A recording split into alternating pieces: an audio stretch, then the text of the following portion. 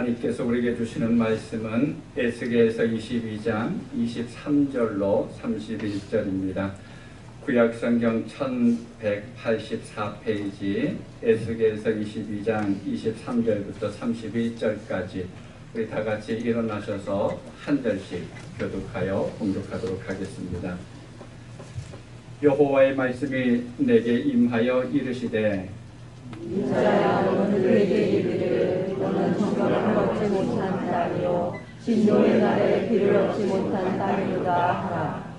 그 가운데서 선지자들의 반역함이 우는 사자가 음식물을 움킴 같았도다. 그들이 사람의 영혼을 삼켰으며 재산과 보물을 탈취하며 과부를 그 가운데에 많게 하였으며 그 제사장들은 내 율법을 범하였으며 나의 성물을 더럽혔으며 거룩함과 속된 것을 구별하지 아니하였으며 부정함과 정한 것을 사람이 구별하지 아니하였으며 그의 눈을 가리어 나의 신실을 보지 아니하였으므로 내가 그 가운데에서 더럽힘을 받았느니라. 그 가운데에 그 고관들은 음식물을 삼키는 일이 같아서 불의한 이익을 얻으려고 피를 흘려 영혼을 멸하거늘 그 선지자들이 그들을 위하여 회를 칙하고 스스로 허탄한 이상을 보며 거짓 복수를 행하며 여호와가 말하지 아니하였어도 주 여호와께서 이같이 말씀하셨느니라 하였으며 이 땅 백성은 포악하고 강탈을 일삼고 가난하고 궁핍한 자를 압제하고 나그네를 부당하게 학대하였으므로 이 땅을 위하여 성을 쌓으며 성 무너진 데를 막아서서 나로 하여금 멸하지 못하게 할 사람을 내가 그 가운데에서 찾다가 찾지 못하였으므로 같이 읽습니다. 내가 하늘을 그들을 위해 세우며 내 진노의 불로 멸하여 그들의 행위대로 그들 머리에 보호하였느니라. 주 여호와의 말씀이니라. 아멘. 자리에 앉아주시기 바랍니다. 여러분 혹시 이런 생각을 하신 적이 있는지 모르겠습니다. 기도의 범위입니다. 우리는 과연 어디까지 기도해야 할까? 그럼 어디까지 우리가 기도해야 될까요? 대부분의 그리스도인들은 자신과 가정과 교회까지는 자연스럽게 기도합니다. 말하지 않아도 교회까지는 기도하는 것이 일반적입니다. 그렇지만 우리는 그 이상을 기도할 수 있어야 합니다. 바로 나라와 세계와 또 하나님의 계획을 위해서 기도할 수 있어야 합니다. 기도의 영역을 점차로 넓혀가는 여러분 되실 수 있기 바랍니다. 혹시 이 사진 보신 적 있으신가요? 다음 화면 비춰주시기 바랍니다. 이 동상이 뭔지 아십니까?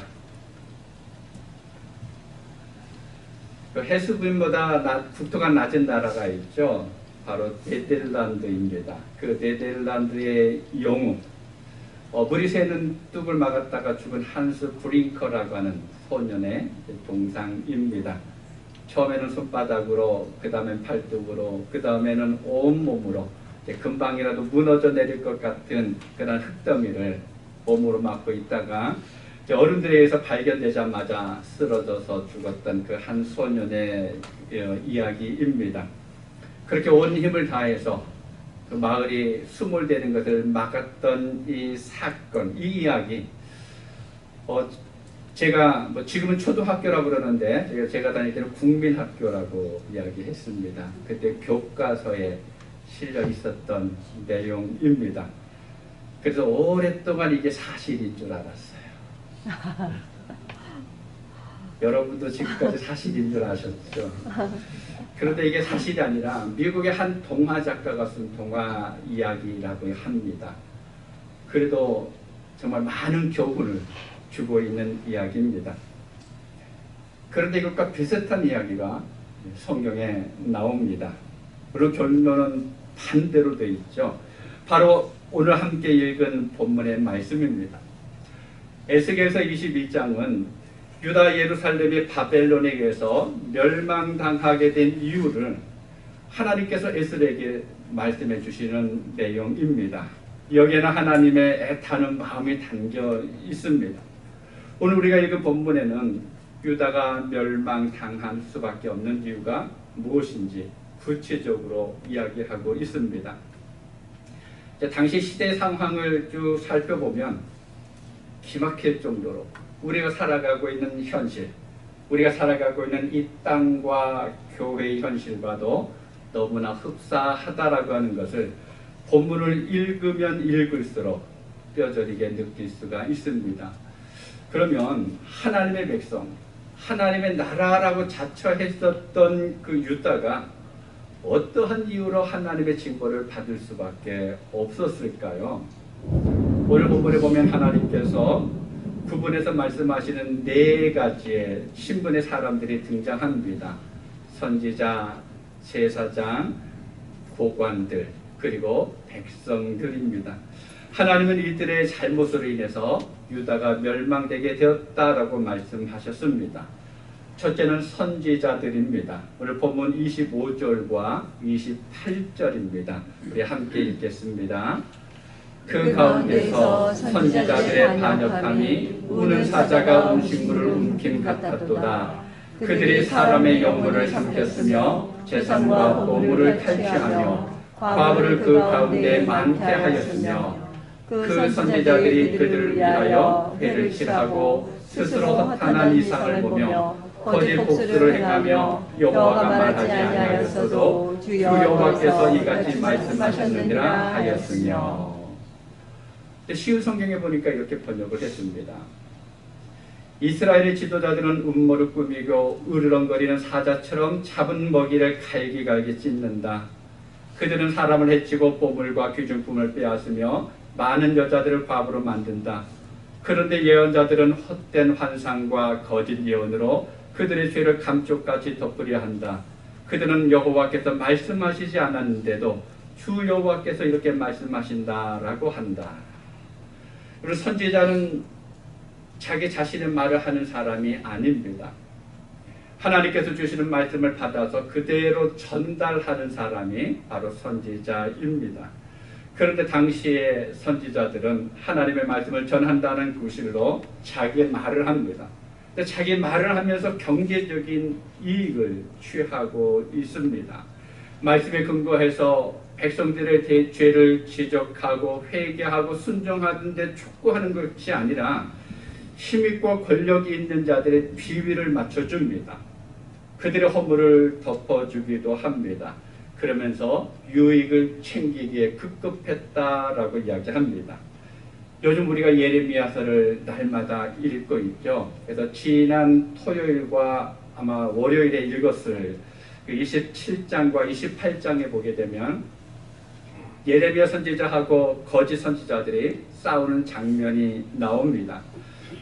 선지자 예레미야가 하나님의 말씀을 전파합니다. 유다는 바벨론에 의해서 멸망할 것이다. 성전도 다 무너질 것이다. 너희는 바벨론에 항복해야 한다라고 이야기합니다. 여러분 이 말을 들으면 신앙이 없는 사람의 이야기처럼 들립니다. 아니 하나님을 믿는 사람이 어떻게 저렇게 이야기할 수 있지? 라고 하는 생각을 가질 수 있습니다. 이때 하나냐라고 하는 선지자가 이렇게 반박합니다. 하나님의 말씀이 내게 임했는데 유다는 망하지 않는다. 2년 안에 빼앗긴 성전의 기구들도 돌아올 것이다. 날마다 성전에서 하나님께 향기로운 제사가 드려질 것이다. 포로로 잡혀간 사람들도 돌아올 것이다. 이렇게 말을 합니다. 하나님의 말씀이 아니라 자기의 말을 한 겁니다. 이때 예레미야가 하나냐에게 또 이렇게 말합니다. 선지자 하나냐에게 이르되 하나냐여 들으라. 여호와께서 너를 보내지 아니하셨거늘 내가 이 백성에게 거짓을 믿게 하는도다. 그러므로 여호와께서 이와 같이 말씀하시되 내가 너를 지면에서 제하리니 내가 여호와께 패역한 말을 하였습니다. 여러분 유다가 멸망할 당시의 선지자들 대부분이 하나냐처럼 자기들이 하나님의 말씀을 받았다고 착각했습니다. 아니 때로는 작정해서 속이기도 했습니다. 거짓 평화를 외쳤습니다. 하나님은 분명히 징계를 말씀하셨는데 이 선지자들은 평화다라고 이야기합니다. 하나님께서는 복을 거두어 가셨는데도 불구하고 이 선지자들은 백성들을 향해서 하나님의 복을 거짓으로 빌어줍니다. 그러면서 사람들에게 인정받고 또 인기 누리는 것을 이들은 자랑스럽게 여겼습니다. 죄와 영혼의 문제에는 전혀 관심이 없었습니다. 바로 그들의 말하는 것을 하나님께서 들으시고 하나님의 진노를 자초했다라고 성경은 우리에게 알려주고 있습니다. 두 번째로는 제사장입니다. 제사장들은 거룩함을 나타내야 하는 존재입니다. 그런데 본문 26절에 보면 이렇게 기록합니다. 함께 읽습니다. 그 제사장들은 내 율법을 범하였으며 나의 성물을 더럽혔으며 거룩함과 속된 것을 구별하지 아니하였으며 부정함과 정한 것을 사람이 구별하게 하지 아니하였으며 그의 눈을 가리어 나의 안식을 보지 아니하였으므로 내가 그들 가운데서 더럽힘을 받았느니라. 아멘. 제사장들은 거룩함을 보여주어야 합니다. 또한 백성들의 성결한 삶을 지도하고 가르치며 그들의 본이 되어야 합니다. 그런데 이 제사장들은 성전을 자기 이익의 수단으로 삼았다라고 이야기합니다. 거룩함과 속됨을 구별하지 못하고 하나님의 말씀을 거역하는 사람들은 물론이고 우상을 섬기는 사람들, 이단자들, 바로 그런 사람들을 사랑이라고 하는 이름으로 받아들입니다. 유익이 되는 일이라면 얼마든지 용납하는 것을 주저하지 않고 망설이지 않았습니다. 그렇게 안식일은 그저 형식적으로 어느 한 날에 불과했습니다. 그냥 예배하는 날, 하나님께 제사하는 날로 여겼습니다. 그래서 하나님은 더럽힘을 받으셨다라고 말씀하고 있습니다. 하나님이 증거되고 하나님만이 높임 받으셔야 하는 그 자리에서 오히려 하나님은 더럽혀지고 외면받으셨다라고 말씀합니다. 말라기서 2장 2절 하반절과 3절에 보면 하나님께서 이렇게 말씀하십니다. 내가 이미 저주하였나니 이는 너희가 그것을 마음에 두지 아니하였으므라. 보라 내가 너희의 자손을 꾸짖을 것이요 똥 곧 너희 절개의 희생의 똥을 너희 얼굴에 바를 것이라. 너희가 그것과 함께 제하여 버림을 당하리라. 하나님을 존중하지 않고 하나님의 말씀을 마음에 두지 아니함으로 인해서 하나님의 진노로 인해서 유다가 멸망하게 되었다라고 말씀합니다. 세 번째는 고관들입니다. 고관은 오늘날로 말하면 정치인들을 이야기합니다. 그런데 이 고관들도 극도로 타락했습니다. 뇌물을 좋아했고 또 불법을 저지르고 횡령하고 억울한 사람과 억압받는 사람들, 힘없는 사람들을 불공평하게 판단했습니다.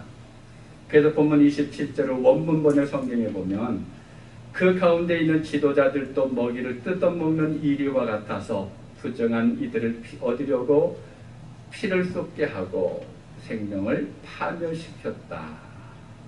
여러분, 정치의 생명은 공의와 정직입니다. 백성들을 돌보는 것입니다. 그런데 이들은 이것을 포기했습니다. 오히려 이리로 변했다라는 것입니다. 힘이 없는 이들을 죽음으로 내몰면서 전혀 양심의 가책을 느끼지 못했습니다. 이것이 하나님의 진노를 자초한 것입니다. 네 번째는 백성들입니다. 그럼 윗물이 맑아야 아랫물이 맑다라고 하는 말이 있습니다. 영적인 윗물, 정치적인 윗물이 흐리니까 아랫물인 백성들은 어떻게 됩니까? 제대로 된 하나님의 메시지를 듣지 못하고 또 성결함이 무엇인지 거룩함이 무엇인지를 잊어버린 백성들입니다. 공의와 정의를 베푸는 것이 무엇인지도 모르고 도덕적으로 살아가는 그 삶이 무엇인지 모르는 그 백성들, 그들이 날마다 보고 날마다 듣는 것을 따라서 이제는 백성들도 강도와 똑같이 변화되어져 가기 시작합니다. 그런 사회가 불신으로 가득했고 두려움과 공포를 가득 찼고 자신과 자기 가족의 이익을 위해서라 그러면 서로를 물고 뜯고 싸워야만 했습니다. 영적인 타락은 윤리적인 타락으로 이어져서 삶의 질서가 무너졌습니다. 이때 하나님의 말씀은 귀에 들리지 않았습니다. 백성들에게 예배라고 하는 제사라고 하는 그 자리는 있었지만 하나의 형식에 불과했습니다. 그들의 삶에서는 하나님을 경외하거나 거룩함이 사라진 지가 오래되었고 오히려 악한 영의 열매를 맺으면서 살아가고 있습니다. 이것이 하나님의 진노를 자처한 중요한 이유 중에 하나입니다. 그런데 여러분, 오늘 말씀을 찬찬히 묵상하면서 눈에 들어오는 하나님의 특별한 모습이 있습니다. 그럼 무엇인지 아세요? 주춤하시는 하나님, 멈칫하시는 하나님. 지금 하나님께서 회초리를 들고 이렇게 손을 쳐들고 있는데 이 손을 내리치지 못하고 계시는 하나님입니다. 앞에서 말한 여러 가지 이유로 분노를 쏟으시려고 작정하셨습니다. 이스라엘을 멸망시키려고 하나님께서 계획하셨는데, 그런데 그렇게 하지를 못하시고 자꾸만 두리번거리고 계시는 하나님을 발견할 수가 있습니다. 본문 30절입니다. 우리 함께 읽겠습니다. 이 땅을 위하여 성을 쌓으며 성 무너진 데를 막아서서 나로 하여금 멸하지 못하게 할 사람을 내가 그 가운데서 찾다가 찾지 못하였으므로. 찾다가 찾지 못하였으므로. 아무리 하나님께서 찾아보셨는데도 찾을 사람이 없었다라는 말씀입니다. 자녀가 잘못해서 아버지가 화가 많이 났습니다. 그래서 이 자녀를 훈계하기 위해서 아버지가 회초리를 들고 있습니다. 어머니가 보기에 너무 심하게 아버지가 화를 내는 것 같아요. 그럼 어떻게 합니까? 어머니가 그 사이로 살며시 들어가죠. 그럼 아버지는 어떻게 합니까? 어떻게 합니까?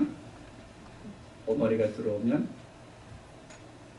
회초리를 내려놓고 일어나죠. 못 이기는 척을 하면서 일어나는 겁니다. 하나님도 그렇게 하고 싶으셨어요. 그래서 누가 좀 말려주는 사람이 없을까? 누가 나를 막아주는 사람이 없을까? 두리번거리면서 멈칫거리고 있었는데 말리는 사람이 아무도 없었다라고 말씀합니다. 여러분, 소돔과 고모라가 죄악이 가득 차서 넘쳤을 때 하나님께서 그 성을 멸망시키려고 작정하셨습니다. 아브라함이 어떻게 했습니까? 하나님을 막아섰습니다. 하나님 그러시면 안 됩니다. 하나님께서 어떻게 의인과 악인을 함께 멸하려고 하십니까? 그러면서 제안합니다. 처음에는 50명, 그리고 45명, 40명, 30명, 20명, 10명. 하나님께서 그렇게 하시겠다라고 말씀합니다. 이스라엘 백성들이 애굽에서 탈출해서 광야를 들어가서 시내산 앞에서 머물렀습니다. 모세가 하나님이 주시는 그 계명을 받기 위해서 산으로 올라갔는데 생각보다 늦게 내려옵니다. 그때 이스라엘 백성들이 무엇을 했습니까? 금으로 송아지를 만들었습니다. 그러면서 그들이 하는 말이 무엇인가 하면 이것이 애굽에서 너희들을 끌어낸 신이다. 이것이 여호와다라고 하면서 그 앞에서 제사했습니다. 하나님께서 그것을 보시고는 이스라엘 백성들을 다 진멸하시겠다고 말씀합니다. 그런데 모세가 그 하나님 앞에 막았습니다. 하나는 다 멸망시키고 너를 통해서 큰 나라를 만들 것이다 라고 말씀하셨는데 모세는 아닙니다. 그렇게 하셔서는 안 됩니다 라고 말합니다. 그러면서 출애굽기 32장 13절을 보면 이렇게 기록합니다. 주의 종 아브라함과 이삭과 이스라엘을 기억하소서. 주께서 그들을 위하여 주를 가리켜 맹세하여 이르시기를 내가 너희의 자손을 하늘의 별처럼 많게 하고 내가 허락한 이 온 땅을 너희의 자손에게 주어 영원한 기업이 되게 하리라 하셨나이다. 이 기도를 듣고 하나님께서 뜻을 돌이키셨습니다. 또 한 번의 사건이 있었죠. 가나안 땅을 정탐하고 돌아온 사람들이 부정적인 보고를 함으로 인해서 이스라엘 백성들이 원망을 했습니다. 그때도 하나님께서 이스라엘 백성들을 멸망시키려고 했을 때 모세가 하나님 앞에 또 막았습니다. 하나님 그러지 마십시오. 하나님의 그 큰 사랑을 보여주십시오 라고 기도합니다. 하나님은 아브라함과 모세가 그랬던 것처럼 지금 유다에 그런 사람이 있는가를 찾으면서 머뭇거리고 계셨다라는 겁니다. 하나님과 백성들 사이에 서서 가로막으면서 안 된다고, 하나님이 참으셔야만 된다고 외치는 누군가가 있기를 원하셨지만 그러나 아무도 없었습니다. 여러분, 유다가 망하고 예루살렘 성이 무너지고 또 성전이 불타고 황폐하게 되는데 더 핵심적이고 근본적인 원인은 다른 곳에 있습니다. 그것이 무엇입니까? 극도로 타락한 유다를 마음에 품고 눈물로 기도하는 사람, 죄로 가득한 그들을 멸하려고 작정하신 하나님을 바라보면서 두 팔 벌려서 막아서는 사람이 단 한 사람도 없었기 때문이다라는 겁니다. 다른 말로 유다를 위해 중보하면서 기도하는 사람이 없었습니다. 하나님은 이 백성의 죄악을 애통해 하는 사람을 단 하나만 얻어도 그것을 멈추려고 했는데 한 사람도 찾지 못했습니다. 물론 이스라엘 백성들 가운데 예배하는 사람들이 있었을 겁니다. 외형적으로 화려하고 거룩해 보이는 예루살렘 성전도 있었습니다. 때로는 간절하게 자기 문제를 가지고 기도하는 사람들도 있었을 것입니다. 눈물 흘리는 사람들도 있었을 것입니다. 점점 부패해져가는 그 사회를 바라보면서 비평하고 지적하는 이들도 있었을 것입니다. 그러나 진정한 회개의 마음을 품은 하나님의 가슴으로 애통하는 중보의 기도자가 없었다라는 거예요. 결국 유다는 주전 586년에 바벨론에 의해서 멸망당하고 맙니다. 하나님은 분노하심을 소돔으로 인해서 갚으신 것입니다. 백성의 죄를 마치 자기 죄인 것처럼 자기 어깨에 메고 하나님 앞으로 나가서 울며 애통하며 하나님의 용서를 구하는 간곡하고도 간절한 회개 기도를 하나님께서 찾으셨는데 찾지 못하신 것이 유다가 하나님의 진노를 받은 결정적인 이유입니다. 그런데 여러분, 이런 본문의 역사적인 사실이 먼 옛날의 이야기로 들리지가 않습니다. 다른 사람들의 이야기가 같지 않습니다. 내가 이 이야기의 중심에 서 있는 것처럼 느껴집니다. 왜 그럴까요? 실제로 저와 여러분의 일이기 때문에 그렇습니다. 여러분 오늘 말씀을 읽으면서 어디에 집중하고 있습니까? 내가 그 가운데서 찾다가 찾지 못하였으므로 하나님은 오늘도 우리에게 말씀하십니다. 내가 찾고 있다. 내가 지금도 찾아보고 있다. 유다는 하나님의 택함을 입은 백성이었고 이스라엘은 그 하나님을 믿는 신앙 공동체였습니다. 오늘날 교회와 똑같습니다. 그런데 오늘 우리 시대의 교회 현실이 본문에 나오는 시대의 현실과 너무나 닮았다라는 거예요. 누가 하나님을 모두 모욕하고 있습니까? 그럼 누가 하나님을 더럽게 하고 있습니까? 누가 하나님의 말씀을 거역하고 있습니까? 세상이 점점 더 악해져 가고 있다고 한탄하면서 기도하지 않고 있는 것이 누구입니까? 오늘 말씀을 준비하면서 끝없이 제 머리에 반복해서 흐르는 찬양 가사가 있었습니다. 여러분도 아는 찬양입니다. 화면에 가사가 나올 텐데요. 주를 위한 이곳에 예배하는 자들 중에 그가 찾는 이 없어 주님께서 슬퍼하시네. 주님이 찾으시는 그 한 사람, 그 예배자, 내가 그 사람 되게 간절히 주께 예배하네. 주 은혜로 이곳에 서 있네. 주 임재 앞에 엎드려 절하네. 그 어느 것도 난 필요 없네. 주님만 경배해. 주 은혜로 이곳에 서 있네. 주 임재에 엎드려 절하네. 그 어느 것도 난 필요 없네. 주님만 경배해. 가사를 읽으면 읽을수록 눈물이 납니다. 특별히 주님이 찾으시는 그 한 사람, 그 예배자, 내가 그 사람 되게 간절히 주께 예배하네 라고 하는 가사가 저를 꼭 붙들었습니다. 그런데도 여전히 그렇게 하지 못하고 있면서 자신을 바라보면서 마음이 아리고 또 서글퍼지기도 합니다. 여러분과 사는 세상에 얼마나 많은 그리스도인들이 있습니까? 아니, 그리스도를 믿고 있다고 자부하는 사람들이 얼마나 많습니까? 그런데 세상의 소금은 점점 더 줄어가고 있고 세상의 빛은 자꾸만 어두워져 가고 있습니다. 곳곳에서 복음의 사역자들은 늘어나고 있고 또 축제와 행사는 교회마다 넘쳐나고 하나님을 찬양하는 집회도 성경을 공부하는 모임도 이곳저곳에서 우후죽순으로 생겨나고 있는데 정작 하나님의 말씀은 듣기가 어려워집니다. 눈물로 애통하면서 간구하는 이들을 찾아보기가 어렵습니다. 무엇을 말해줍니까? 신앙의 열정이 그냥 단순히 감정으로 변화되어져 가고 있다는 거예요. 교회가 하나님으로부터 멀어진 것입니다. 하나님이 가시는 길과 우리가 가고 있는 길이 달라져 가고 있다는 거예요. 영적으로 어두워지고 있는 것입니다. 여러분, 예레미야나 에스겔 당시의 유다 백성들도 오늘 우리처럼 아주 자신 있게 말했을 것입니다. 우리는 하나님의 택한 백성이다.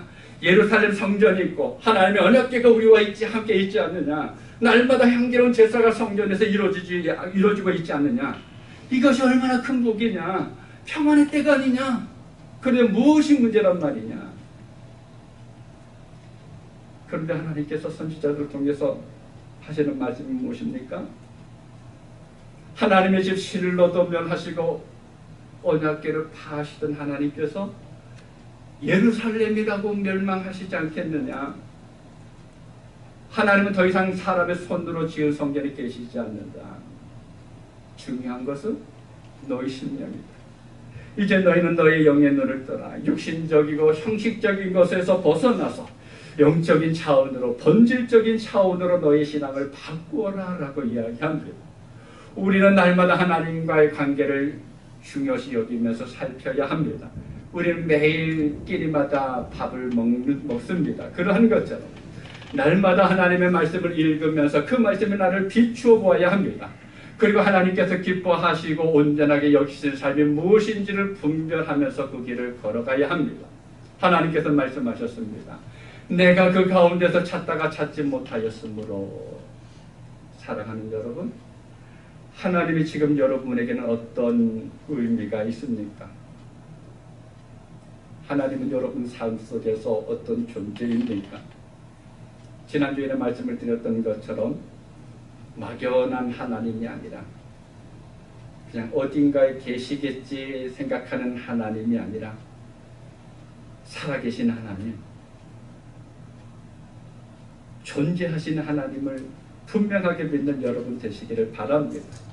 그 살아계신 하나님께서 말씀하신 음성을 들으실 수 있기를 바랍니다. 나는 혹시라도 민족을 위하여 무너진 성벽의 틈 사이로 뛰어들며 내가 그 나라를 멸망시키지 않도록 멸망의 위기에 놓인 백성들을 구하기 위해 몸부림치는 사람이 있을까 찾아보았다. 그러나 나는 한 사람도 만나지 못했다. 여러분, 이 시대의 가장 큰 재난은 물질이 없는 것이 아니라 하나님 앞을 가로막고 두 팔을 벌려서 기도하는 사람이 없는 것입니다.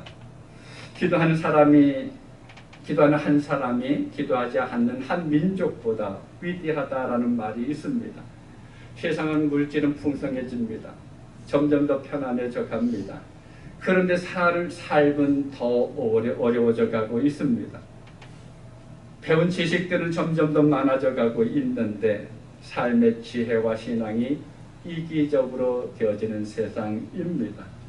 그 세상에서 하나님이 찾으시는 한 사람이 있습니다.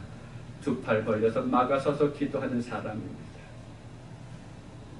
우리가 살아가는 이 시대도 유다의 마지막 시대만큼이나 하나님께서 찾으시는 사람을 찾기 힘든 시대입니다. 그래서 오늘 하나님께서 우리에게 말씀하십니다.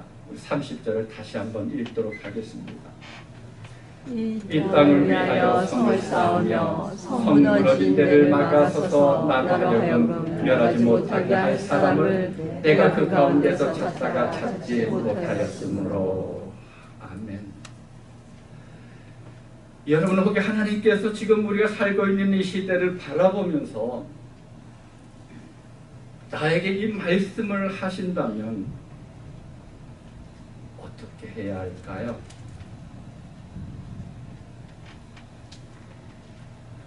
무너져 있는 곳, 쓰러져 있는 사람들, 죄의 길로 가고 있는 그 사람들을 막아서서 기도하는 그 사람을 내가 찾기를 원하는데 찾을 수가 없다라고 말씀하시면 여러분 어떻게 해야 돼요? 설 번쩍 드는 여러분 되실 수 있기를 바랍니다. 나와는 아무런 상관이 없는 일입니다. 하나님 내가 저 사람들하고 무슨 상관이 있습니까?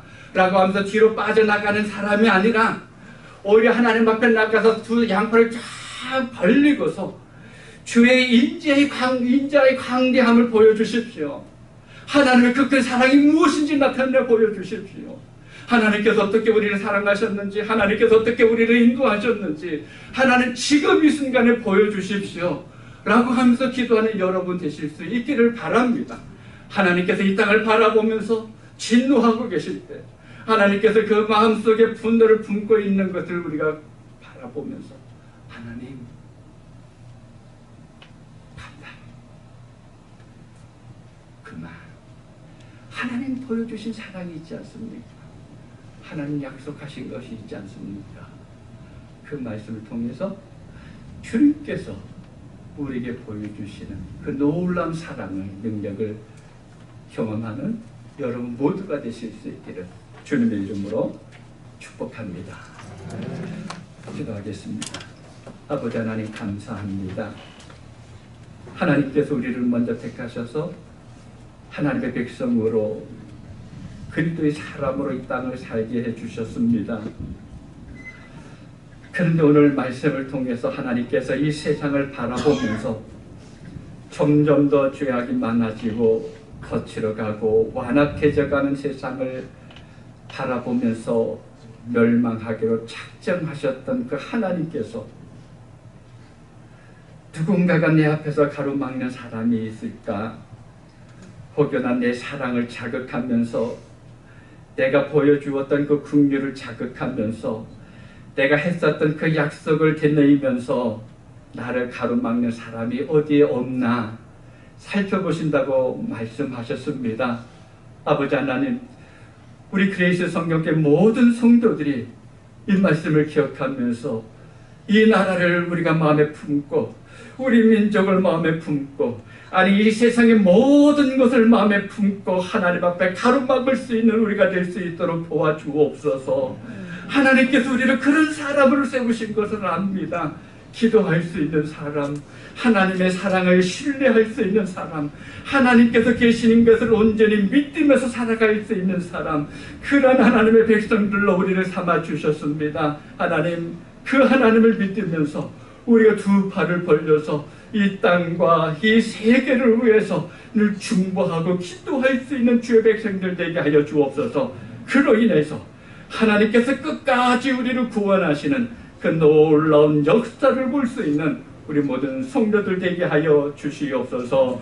예수님의 이름으로 기도하옵나이다. 아멘.